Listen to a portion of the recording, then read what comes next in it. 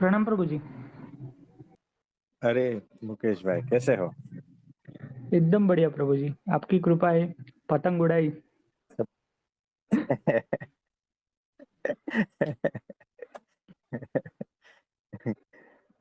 बहुत अद्भुत। आप हो तो उड़ेगी। हाँ जी, हाँ जी। अ, बताइए, प्रभु जी, बताइए। अ, भक्ति में भी सही दिशा होनी जरूरी है ना? क्योंकि अभी इस पृथ्वी पे जितनी भी सारी भक्तियाँ चल रही है, जिसे लोग हाँ। अपनी सोच और विचार से उसे भक्ति मानते हैं, तो वो हम्म। दिशाहीन भक्ति भी हो सकती है ना? कौन सी भक्ति हो सकती है? दिशाहीन। हाँ, ये होता है ना। देखो, कैसा है, एक थियरी ऐसी है कि भक्ति करो, आपके भीतर भक्ति होनी चाहिए। किसी की भी करो, ऐसा एक चल रहा है ना। ये कुछ हद तक सही है, क्योंकि आपके भीतर भक्ति तो होनी चाहिए ना। शुरुआत में चाहे किसी की भी करो, मनमानी करो, जो भी करो, कैसी भी करो, कीचड़ वाली, जो भी है, लेकिन एक बार वो भक्ति के बीज आपके भीतर है ना, तो उसमें से जो है ना, बाद में वो माली है ना, आपके भीतर से उस बीज को पूरी तरह से पुष्प में बदल सकता है। लेकिन बीज होना चाहिए।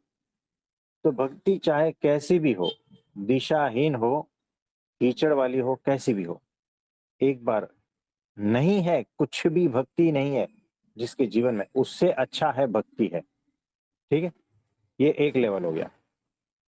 उसके बाद में दिशाहीन भक्ति, यानी गलत दिशा की भक्ति। क्योंकि उस भक्ति में पाओगे क्या? आपको कुछ नहीं पाओगे, यानी वो शुद्ध भक्ति नहीं है ना। तो कीचड़ में डालेगी आपको। तो कुछ भी भक्ति नहीं है, उससे अच्छा कैसी भी भक्ति चलेगी। उसके बाद नेक्स्ट लेवल है सही दिशा में भक्ति। सही दिशा में भक्ति के बाद और एक लेवल है शुद्ध भक्ति, पूर्ण रूप से शुद्ध भक्ति। तो दिशा भी सही चाहिए हमें, और शुद्धि भी होनी चाहिए। दो चीज है भक्ति में, है ना। तो दिशा यानी एकमात्र परब्रह्म, ये हो गई दिशा। और शुद्ध यानी अक्षर रूप हो जाना, ब्राह्मी स्थिति को उपलब्ध हो जाना। उसके बाद की भक्ति यानी वो शुद्ध भक्ति हो गई, है ना। तो जी प्रभु। बहुत प्रश्न पूछा है आपने। हाँ जी, इसमें और कुछ कहना चाहते हो? प्रभु जी, सही दिशा वाली भक्ति यदि हमें सत्पुरुष मिले या गुरु मिले तो ही पॉसिबल है ना? एग्जैक्टली exactly, सही पकड़ा है। कि उसके बगैर पता कैसे चलेगा कि कौन सी दिशा में चल रहे हो आप, है ना। आप समझ रहे हो? जी प्रभु जी। तो बिना अक्षर पुरुष के आप दिशाहीन ही हो, याद रखना। तो जिसके जीवन में अक्षर ब्रह्म सत्पुरुष नहीं है ना, समझो वो दिशाहीन ही है। मतलब कि उसका जीवन अलेखे है, यानी उसका मतलब ही नहीं है कुछ, जिया मरा खत्म, कीड़े मकोड़े जैसा। अभी अभी जो है, आधा घंटा बात हुई सनद भाई से। इस ग्रुप में नहीं है, लेकिन बहुत ही शार्प है वो, चीजों को बड़ी अच्छी तरह से पहचानता है। जब से जुड़े हैं हमसे, बहुत ही रेयर, 4-5 बार शायद बात हुई होगी, वीडियो हमारे सुनते हैं। उसमें से जो इम्पोर्टेंट पॉइंट है ना, बहुत ही उसकी समझ में आता है, और उस पर चिंतन मनन जबरदस्त करते हैं। और महंत स्वामी जी महाराज जो अभी बोचासण में थे ना, उनके दर्शन के लिए वहां पहुंच गए, है ना। और उनके भीतर की हृदय ग्रंथि खुल गई, है ना? और उनका जो वर्णन सब कर रहे थे, बहुत अद्भुत, सिर्फ नज़र मात्र से। ये चीज़ होती है, लाखों में किसी को होती है, ऐसी उनकी स्थिति है। और वो कह रहे थे कि उनके हर कण में, हर परमाणु में जैसे नई चेतना है और वो निरंतर रहती है, ऐसी उनकी हालत हो गई है। यानी हालत क्या, स्थिति कहते हैं, वैसे हो गए और वो निरंतर रहती है। बड़े-बड़े सिद्ध पुरुषों को और बड़े-बड़े जो भी है ज्ञानी, ध्यानी और सब कुछ, उसको ये नहीं होता है, वो सहज रूप से उनको उपलब्ध हो गया है। तो वैसे हमें मिले हैं, अभी-अभी बात करके आए हैं हम उनसे। उसमें कुछ पूछना चाहते हैं? प्रभु जी दिशाहीन भक्ति तो गांधारी जैसी हो गई ना, आँखों पर पट्टी बाँधे हुए है। कर हाँ, तो रहे हैं भक्ति, लेकिन क्या कर रहे हैं, क्यों कर रहे हैं, किस लिए भक्ति करनी चाहिए, कुछ पता नहीं है, लेकिन कर एग्ज़ैक्टली। रहे हैं। तो देखो, ज्ञान की आँख के साथ में भीतर प्रेम भरा हृदय, हमें दोनों चाहिए। यानी सुबह में जो बात की थी ना, मीराबाई, वैराग्य और भक्ति दोनों। और यहाँ पर जो बात हो रही है ना, वो ज्ञान की आँखों की, मतलब ज्ञान और साथ में भक्ति की बातें हो रही है। तो भक्ति जो है ना, अगर वैसी ही है, तो वो अंधी है। और अगर सत्पुरुष है, जैसे अर्जुन को सारथी मिले थे ना, तो दिशा हो गई ना उसकी, सही दिशा। तो सही दिशा में परमात्मा को बिठाया। तो सही दिशा यानी क्या? ब्रह्म विद्या, ब्रह्म ज्ञान, आत्मा का ज्ञान और परमात्मा का ज्ञान। इस ज्ञान के बगैर सारी भक्ति अंध भक्ति है। आप समझे? जी प्रभु जी। तो हमें ज्ञान की आँख चाहिए, होश, विवेक, जागृति चाहिए और प्लस भक्ति चाहिए। तो किसी-किसी को तो ज्ञान तो होता है, वो मिथ्या ज्ञान ही होता है ना? जो कोई कहते हैं कि ये वाला ज्ञान, वो वाला ज्ञान, ये सब ज्ञान, लेकिन वो भी जो है ना, उनके हिसाब से वो ज्ञान मान रहे हैं। लेकिन हकीकत में ज्ञान यानी एकमात्र आत्मज्ञान और परमात्मा का ज्ञान। वही ज्ञान, उसके अलावा कोई ज्ञान नहीं। उसके अलावा बाकी का लौकिक ज्ञान और आप समझ रहे हो ना, माया वाला ज्ञान। तो माया वाला ज्ञान भी और माया वाली भक्ति, ये भी सारा कुछ माया के ही चक्कर में है। तो हमें माया से पार का ज्ञान, आत्मज्ञान, परमात्मा का ज्ञान, वैसी आँख और दिशा चाहिए और भक्ति भी उतनी शुद्ध चाहिए। यानी कौन से लेवल की बात हो रही है यहाँ पर, आप समझ रहे हो? जी प्रभु जी। तो ज्ञान के बगैर भक्ति कोई मतलब नहीं। इसमें और कुछ पूछना चाहते हो? प्रभु जी, इसमें एक बात पता चल रही है कि गलत राह पर, गलत दिशा में हम भक्ति हुँ, कर रहे हैं, हुँ, लेकिन उसी समय सत्पुरुष मिल गए, तो हुँ, उसी राह, उसी दिशा को वो सही राह और सही दिशा करवा देते हैं। एग्ज़ैक्टली। आप कहीं पर भी फँसे हो, है ना? लेकिन आपके जीवन में अगर सत्पुरुष आ गए ना, तो आपकी वही की वही सारी चीज़ें जो है ना, दिशा को पलटी कर देते हैं। तब जाके फल मिलता है। नहीं तो उसका जो आप कर रहे हो, उसका फल तो माया ही है ना? आप माया में कुछ भी करो ना, फल उसका माया ही है और कुछ नहीं। माया से पार ले जाने की जो ताकत है ना, वो आप में नहीं होती है।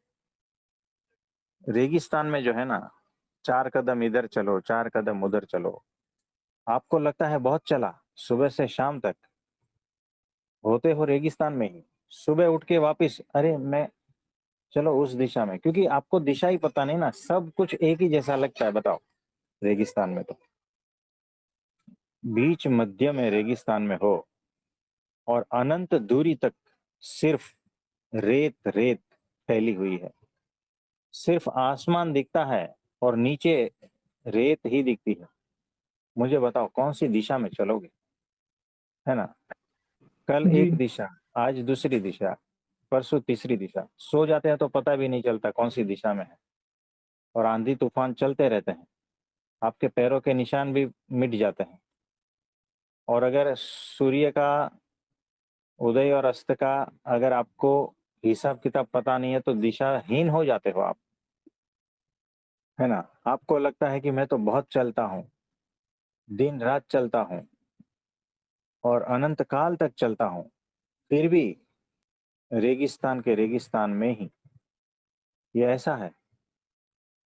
तो जब सत्पुरुष आपके जीवन में आते हैं ना, तो सारा कुछ वो हैंडल कर लेते हैं, आपके योग क्षेम सारा कुछ वहन कर लेते हैं, आपका संसार व्यवहार से लेकर अध्यात्म का सारा कुछ वो देख लेते हैं, है ना? जी प्रभु जी। तो ऐसा है। प्रभु जी, हम साधु संतों के चरित्र जब भी पढ़ते हैं, तो हम्म। हमें उसमें भी पता चलता है या हम वहाँ से भी सीख सकते हैं कि वो भी भक्ति करते थे, लेकिन हाँ जिस वक़्त उनको गुरु मिले, हाँ उनके भक्ति का भक्ति को जानने का, समझने का मार्ग बदल गया और वो तर हाँ गए। जैसे हाँ कि जी। वो पहले अभिमान वाली भक्ति करते थे, हाँ लेकिन वो उनको पता नहीं था। लेकिन गुरु मिलने के बाद अभिमान रहित जो सही दिशा वाली भक्ति होती है, वो करने लगे और वो बराबर। तर गए। हाँ, तो बराबर है तो इसमें। नहीं, आपने कहा वो स्टेटमेंट था या पूछ रहा था क्या कह? नहीं प्रभु जी, मैं ये बता रहा था कि उससे भी हम लोग सीख सकते हैं कि सही दिशा में भक्ति जब भी मिलती है, जब भी सत्पुरुष गुरु मिलते हैं, तो कैसे चेंजेस होते हैं। हाँ जी बराबर है, एग्जैक्टली। तो ऐसा ही है। और इसमें और प्रभु कुछ जी, पूछना चाहते हैं? जी प्रभु जी, हम्म। प्रभु जी, भक्ति क्या करने की चीज़ है? ये क्रिया है या कैसे है प्रभु जी? शुरुआत में करना पड़ता है। देखो ये कैसा है कि जिसको करना पड़ता है ना वो भक्ति नहीं है, हकीकत में देखा जाए तो। जहां से हम देख रहे हैं ना वहां से जो करना पड़ रहा है ना, ये सहज होता है। माँ को बच्चे से प्रेम करना नहीं पड़ता, सहज रूप से होता है। 6 महीने का बच्चा है, बताओ, है ना? और माँ जिस तरह से उसका केयर करती है, निरंतर उसी में ही ध्यान लगा रहता है, तो ये क्या करना पड़ता है क्या? वैसे ही परमात्मा में अगर आप निरंतर रत रहते हो, तो मतलब सहज रूप से, तो वही भक्ति हो गई। यानी आप जो भी कुछ कर रहे हो ना वो भक्ति रूप ही हो जाता है। यानी परमात्मा के प्रेम में आप जो भी कुछ कर रहे हो ना वो भक्ति रूप हो जाता है। शुद्ध प्रेम की बात कर रहा हूं मैं यहाँ पर, जो है जब मैं कहता हूँ भक्ति, तो शुद्ध शुद्ध भक्ति की बात कर रहा हूँ, यानी धर्म से के सहित भक्ति की बात कर रहा हूँ। तो परमात्मा के प्रेम में अगर आप कविता लिखते हो, वो आपकी भक्ति हो गई। परमात्मा के प्रेम में अगर मीराबाई नाचते हैं, वो उनकी भक्ति हो गई, वो नाच भक्ति हो गई, वो कवि भक्ति हो गई। परमात्मा के प्रेम में अगर कोई पेंटिंग करता है, उसकी वो प्रकार की भक्ति हो गई। परमात्मा के प्रेम में अगर कोई सजावट होती है, अगर कोई खाना पका रहा है ना, तो वो उनकी उस प्रकार की भक्ति हो गई कि मेरा परमात्मा आया, खाना बना रही हूँ, वो खा रहे हैं। इस तरह से वो उनकी भक्ति हो गई। परमात्मा के प्रेम में अगर कोई बच्चों को पढ़ा रहा है, तो वो पढ़ाने की क्रिया जो है ना वो भक्ति हो गई। आप समझ रहे हो? और परमात्मा के प्रेम में अगर कोई संसार व्यवहार कर रहा है, तो वो भी भक्ति रूप हो गया। अगर कोई दुकान चला रहा है, वो भी भक्ति रूप हो गया। कोई प्रिंटिंग प्रेस चला रहा है, भक्ति रूप हो गया, है ना? कोई अकाउंट्स लिख रहा है, भक्ति रूप हो गया। तो परमात्मा के प्रेम में आप जो कुछ कर रहे हो ना, सहज रूप से वो भक्ति रूप ही हो जाता है। यानी हर क्रिया उसी को समर्पित हो गई, है ना? यानी जो भी कुछ मैं कर रहा हूँ, सारा कुछ उन्हीं को ही समर्पित है। यानी समझो मैं खाना पका रहा हूँ, है ना? तो जी प्रभु जी। परमात्मा के प्रेम में उन्हीं का ही स्मृति, उन्हीं का ही स्मरण कि वो आए, मुझे देख रहे हैं, मैं खाना पका रहा हूँ और फिर उनको थाल परोस रहा हूँ। सूक्ष्म रूप से वो ग्रहण कर रहे हैं। तो मेरी सारी खाना पकाने की क्रिया उन्हीं के लिए है क्या नहीं बताओ? जी प्रभु जी, बिल्कुल। सुबह में जो शशि भाई ने प्रश्न करा था ना कि वो जो है कर्म कर और मुझे अर्पण कर, इसका मतलब ये होता है। आप समझ रहे हो? यानी मैं जो भी कुछ कर रहा हूँ ना, वो कर्म मात्र भक्ति रूप हो जाता है, जितना भी कर्म है। क्यों? क्योंकि मेरे भीतर कौन है? सतत स्मरण किसका है? अनुसंधान किसका है? परमात्मा का है। तो परमात्मा के स्मरण में उन्हीं के ही साथ साथ जो भी कुछ हो रहा है ना, उसी रूप होकर वो सारा कुछ कर्म उन्हीं को ही अर्पण हो रहा है ना। मैं जैसे पेशेंट को दवा दे रहा हूँ, मेरे गुरुजी मेरे भीतर है, वो सारा कुछ देख रहे हैं। यानी पेशेंट को चेक भी वही कर रहे हैं, मैं हूं ही नहीं। और ऐसा नहीं तो मेरे गुरुजी वहां पर खड़े हैं, वो देख रहे हैं, मुझे भी देख रहे हैं, पेशेंट को भी देख रहे हैं। और मेरे गुरुजी ही पेशेंट बन के आए हैं, तो मैं किस तरह से दूं उनको दवा, है ना? ये सारा कुछ बदल जाता है। तब मेरा हर कर्म उनके लिए ही हो जाता है क्या नहीं बताओ? जी प्रभु जी। मेरा अपनापन कुछ रहता ही नहीं। सिर्फ क्रियाएं जो है ना दिख रही है कि ये जो क्रियाएं कर रहा है वो माया जैसी क्रियाएं हैं, लेकिन वैसा नहीं है। वो क्रिया मात्र भक्ति रूप है। सारी की सारी क्रियाएं जो है ना भक्ति रूप ही है। यानी मैं पेशेंट को चेक कर रहा हूँ, दवा दे रहा हूँ, जो भी है वो सारा भक्ति रूप ही है। इसमें संसार व्यवहार की कोई बात ही नहीं है।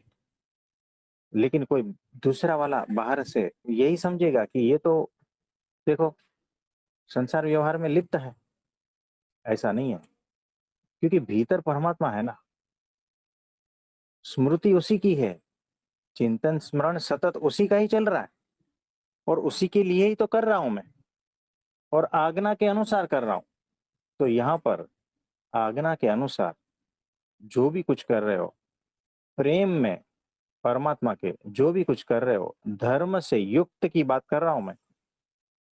परमात्मा के प्रेम में किसी का खून कर रहा हूं ऐसा नहीं है, वो अधर्म हो जाता है। परमात्मा के प्रेम में किसी से पैसा छीन लेता हूं ऐसा नहीं है, है ना? किसी को बाटली में उतार कर बुच बंद कर देता हूं ऐसा थोड़ी है। तो धर्म के सहित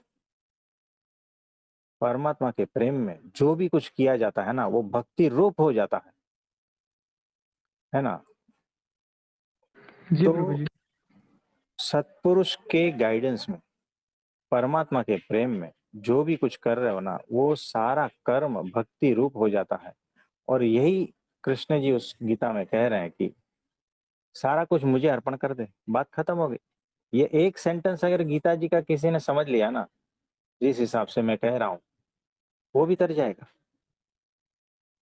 यानी आप घर में बैठे बैठे उस स्थिति तक पहुंच जाते हो, मीराबाई की, बुद्ध की, महावीर की।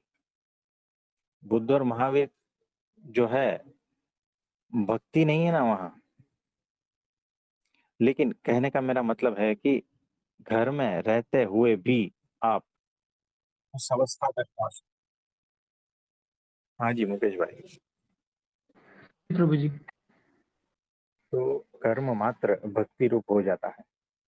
इस तरह से। और इसमें कुछ पूछना चाहते थे आप? प्रभु जी, इसमें और एक समझ में आ रहा है कि दिशाहीन भक्ति में यदि दिशाहीन गुरु मिल गए, तो फिर उसका कल्याण ही हो गया समझो। तो हमें ये मत सतर्क होकर तो हमें सतर्क होकर सत्पुरुष का ही चुनाव करना है और उन्हें ही अपने जीवन में लाना है और कोई नहीं। हाँ जी, ये ऐसा ही है कि दिशाहीन भक्ति मतलब आपको अगर होश नहीं है ना, तो और हम तो पहले से ही कहते आ रहे हैं, आपकी जितनी औकात है ना, उस हिसाब से गुरु मिलेंगे, है ना? जी, तो बिल्कुल। वैसा ही है, अगर दिशाहीन गुरु मिल गए तो कहाँ से कहाँ लेके जाते हैं। अगर तांत्रिक जैसे गुरु मिल गए तो नरक में सड़ा देंगे, आपको पता नहीं चलेगा, है ना? और उल्टी जी, सुल्टी आप उसको अध्यात्म ही मान रहे हो कि वैसा करो वैसा करो, और अध्यात्म आप उसको अध्यात्म ही मान रहे हो। आपको लगता है कि ऐसे परमात्मा मिल जाएंगे, वैसे मिल जाएंगे, ये करो वो करो। तो बुद्ध भगवान इसीलिए तो 7 साल इधर उधर भटके। हर गुरु ने जहां जहां जैसा जैसा उस जमाने में था सारा कुछ कर दिया, है ना?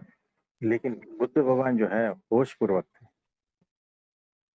प्रभु जी, इसमें मतलब दिशाहीन गुरु तो रेगिस्तान वाली भक्ति करवाएँगे। इधर एग्जैक्टली वैसे। कैसे कुछ पता नहीं है, हाँ, ना लेकिन उनको पता जाने है। के लिए कहते हैं। हाँ, तो ना उनको पता है, ना उनके पीछे चलने वाले को पता है ना? जी, तो स्वामीनारायण भगवान जब प्रकट हुए थे तब इस प्रकार के बहुत सारे गुरु थे, है ना? तो जो जो जिस जिसने पहचान लिया, जो जो गुरु ने पहचान लिया, उनके शरण में आ गए। उनके पीछे उनके शिष्य जो थे, तो कुछ समझ में आया, कुछ को समझ में नहीं आया, है ना? बहुत सारे फैक्टर रहते हैं देखो, तब जाके एक स्पार्क होता है। बहुत सारे फैक्टर यानी क्या? आपकी बुद्धि सही ठिकाने पे होनी चाहिए, आपके पुण्यों का कर्मों का उदय होना चाहिए, और वो समय में आपको सत्पुरुष का प्रसंग होना चाहिए। बहुत सारे फैक्टर जब इकट्ठे होते हैं ना, तब जाके जो है ना, हम कहते हैं ना स्पार्क, वो स्पार्क होता है। सत्पुरुष है, लेकिन आपके दिमाग में कुछ और ही प्रकार का अध्यात्म चल रहा है ना, नहीं पहचान पाओगे। भटक गए क्या? नहीं बताओ। जी प्रभु जी। सत्पुरुष है, सही दिशा भी है, आपका विवेक जागृत भी है, सब कुछ है, पहचान पाते हो। लेकिन आपके पाप कर्म का उदय है, तो भी गड़बड़ हो जाएगी, आपको हटा देगा वहां से। बताओ कितने सारे फैक्टर है, मैं तो ये 2-3 बताए। ये इतने सारे फैक्टर जब इकट्ठे होते हैं ना, तब मैं कहता हूं ना वो स्पार्क होता है और वो स्थिति बनती है। बहुत सारे फैक्टर है, याद रखना। जैसे आपने फाइल देखी होगी, फाइल में बहुत सारे कागज रहते हैं, है ना? और उसको जब आप पिनअप करते हो तो उसमें छेद होता है ना? जब वो सारे कागज के छेद एक ही अलाइनमेंट में आते हैं ना, एक ही दिशा में, एक ही, तब जाके है ना वो पिन एक सही लगती है। देखा होगा आपने। जी प्रभु जी। अगर कागज इधर उधर बिखरे हैं और किसी का भी छेद एक दूसरे से मिलता नहीं है ना, तो फाइल होगा ही नहीं, उसको आप पिन अप नहीं कर पाओगे, है ना? क्या कहते हैं उसको? तो सभी हाँ जी। संजोग, सभी पर जितना भी है, वो सारा का सारा एक ही पॉइंट पे एक ही समय में मिलना चाहिए, तब जाके वो स्पार्क होता है, जिस स्पार्क की मैं बात कर रहा हूँ। तो इसमें और कुछ कहना चाहते हो? प्रभु जी, अभी सत्संग में जितने भी सत्संगी भाई-बहन हैं, तो हम्म। वो तो पहले से ही थोड़ी बहुत तो भक्ति उन्होंने की ही है। हम्म। लेकिन प्रभु जी, जब से आपसे जुड़े हैं, तब से हम्म। हम सभी को पता चलने लगा है कि सही दिशा में सही भक्ति किसे कहते हैं और वो कैसी करनी चाहिए, और उस पर हम अभी चल रहे हैं और सीख रहे हैं। तो प्रभु जी इसके लिए सभी सत्संगी भाई-बहनों की ओर से मैं आपको धन्यवाद देना चाहता हूँ और आपके चरणों में कोटि-कोटि प्रणाम करना चाहता हूँ। सभी हाँ, सत्संगी भाई-बहनों की तरफ से। हाँ जी, और हाँ जी। आपकी कृपा दृष्टि हमेशा बनाए रखना और वो जो स्पार्क आपने बताया है, तो वो हाँ, स्पार्क हम सभी में आए, ऐसी प्रार्थना है आपसे। तो हो ही जाएगा, है ना? तो उसी के लिए तो आए हैं, है ना? जी प्रभु जी। ठीक है? हाँ जी। धन्यवाद प्रभु जी। तो देखो कैसा है कि आपको भी पता नहीं होगा कि क्या-क्या चीज़ें ठीक होने वाली हैं। यानी देखो कैसा है, अभी जो पेशेंट आया ना, वो उनके घुटने के दर्द के लिए आया था 2 दिन पहले, है ना? तो हमने दवा दी। अभी वो आया था, तो देखो, वो भाई कह रहे थे, घुटने का दर्द तो ठीक हो गया, लेकिन मेरा जो कंधा दुखता था ना, जो मैं सो नहीं पाता था, वो भी ठीक हो गया और जिसके लिए मैं तो आया ही नहीं था और उसका बात तो आपसे किया ही नहीं था। तो ये ऐसे कैसे हो गया? वो आश्चर्यचकित था।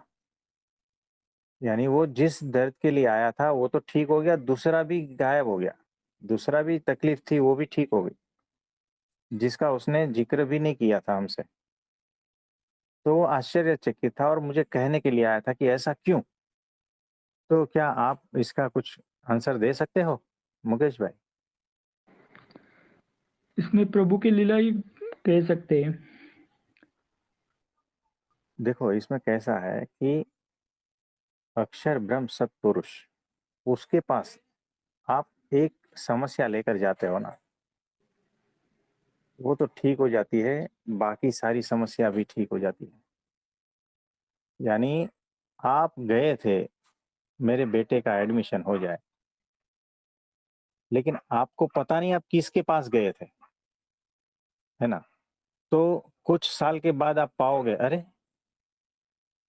मेरे घर में इतनी शांति क्यों हो गई? अरे! मेरा गुस्सा क्यों कम हो गया? अरे! मेरे भीतर इतने दोष थे, वो क्यों कम हो गए? अरे! मैं ऐसा एकांतिक भक्त कैसे बन गया? जबकि मैं तो मेरे पुत्र के एडमिशन के लिए गया था, है ना? तो ये सारा कुछ एक बार अगर संपर्क में आ गया ना, ये वैसा होता है। उसका सारा का सारा जो भगवद गीता में कहा है ना, योग क्षेम वहाम्यहम्, है ना? यानी जो मेरी शरण में आता है ना, एक बार भी आ गया ना, बात खत्म हो गई। उसका कल्याण मैं इस तरह से करता हूँ ना और धुलाई इस तरह से करता हूँ कि उसको पूरा शुद्ध करके भगवान के चरणों में रख देता हूँ। ये ताकत है अक्षर ब्रह्म सत्पुरुष की। तो आप भले ही गए हो घुटने के दर्द के लिए, लेकिन आपका सारा बॉडी का चीज़ें ठीक हो जाती है ना? जी तो प्रभु जी। ये बात है, ये बात है। प्रभु जी इसमें यही हुआ ना कि परब्रह्म परमात्मा कितना दयालु है क्योंकि हम परब्रह्म परमात्मा की तरफ एक पैर डालते हैं तो परब्रह्म परमात्मा 100 पैर अपने तरफ चल के आता है। बड़ा हाँ जी, ये ऐसा ही है कि हम एक कदम चलते हैं, वो 100 कदम चलते हैं। ये ऐसा ही है। वैसे ही जैसे कि अन्ना है वो भगवान को प्रार्थना करता है कि मुझे एक आँख दे दे और भगवान दोनों ही आँख दे देता है। हाँ जी, तो ऐसा है। हमें माँगने को नहीं आता है जी बिल्कुल। और वो दिए जा रहा है ना? ऐसा है। तो और कुछ? बस दृढ़ प्रीति और दृढ़ श्रद्धा होनी चाहिए, तो ही ये हुँ, संभव है। बराबर है, बराबर है। शशि भाई, प्रणाम प्रभु जी। हाँ जी, प्रणाम। तो देखो ये है ना मुकेश भाई थे और मुकेश भाई को सही तरह से क्वेश्चन बनाने को आता है और शॉर्ट में वो जो पूछते हैं, उसमें गहन चिंतन मनन के द्वारा वो क्वेश्चन आता है, ऐसा होता जी। है ना? और इस तरह से पूछे गए क्वेश्चन का आंसर भी उसी तरह से ही आता सही है प्रभु जी। है ना। तो उनको क्वेश्चन बनाने को आता है, इसीलिए हम उनको वंदन करते हैं। जी प्रभु जी। और आपने देखा उनका टोन, जी उनको पता है किससे किस तरह से बातें करते हैं, जी प्रभु जी। है ना। तो वो टोन और वो भाव और एक सही मुमुक्षु और सही शिष्य कैसा होता है ना, जी बिल्कुल वो भाव उसमें व्यक्त होते हैं, सही है प्रभु जी। है ना। तो वो सारे गुण मुकेश भाई में मौजूद जी है ना। तो इस बात का ध्यान रखना है। जी प्रभु जी। तो उनको बहुत बहुत धन्यवाद है। प्रभु जी, तो अ, हाँ जी, इसमें बोलिए। एक है कि आप वंदन मत करना मुझे। प्रभु जी, आपके पैरों की चप्पल हो, पैरों में ही रखे रहना। कोई बात नहीं, कोई बात नहीं। प्रशांत भाई, आप बोलिए। प्रभु जी, मैं ये कह रहा था कि जैसे जैन धर्म में जो मतलब 24 तीर्थंकर हुए ना, हाँ जी, तो आखिरी वाले तो महावीर स्वामी जी थे भगवान। हाँ जी, तो उनसे पहले जो 23 तीर्थंकर हुए थे, हाँ तो हाँ। उन्होंने मतलब उनको मतलब ब्रह्म ज्ञान हुआ था। मतलब किस तरह से हुआ था उनको ब्रह्म ज्ञान? जैसे चेतन वो चंद्र प्रभु जी थे, पार्श्वनाथ भगवान थे, शीतलनाथ जी थे, नेमिनाथ जी थे। तो उन्होंने हाँ, किस तरह से मतलब आत्मज्ञान या ब्रह्म ज्ञान प्राप्त हुआ था उन्हें? उनकी गुरु परंपरा से उनको वो प्राप्ति हो गई होगी, जी है ना। जी और जो सतलोक कहते हैं उनमें, वो ब्रह्मांड का ऊपर जी का लोक, और वो अल्टीमेट मानते हैं केवल ज्ञान को, सिर्फ ज्ञान, है ना। वो उनकी फिलोसॉफी है। जी तो बड़ी अद्भुत बात है, अच्छी बात है। हमें एक ब्रह्मांड की बात नहीं, अनंत कोटि ब्रह्मांड जिसके एक एक रोम में है, जी उससे पार का ज्ञान, तब जाके अक्षर ज्ञान होता है, तब जाके ब्राह्मी स्थिति होती है। जी तो बाकी जगह पर जो ज्ञान की बातें हो रही है और जो स्थिति की बातें हो रही है ना, वो एक ब्रह्मांड की बातें हो जी रही है, और उसके जो ऊपर का लोक है सतलोक, वहां की बात हो रही है ना। जी और उसमें जो विराजमान है सतपुरुष, उसी की बात हो रही है। अक्षर ब्रह्म सतपुरुष की बात नहीं हो रही है ना। जी प्रभु तो इतना समझ लेना, जी प्रभु जी ठीक है। जी प्रभु जी। हाँ जी। तो आज के लिए इतना ठीक है। आप सभी को मेरा नमस्ते, प्रणाम।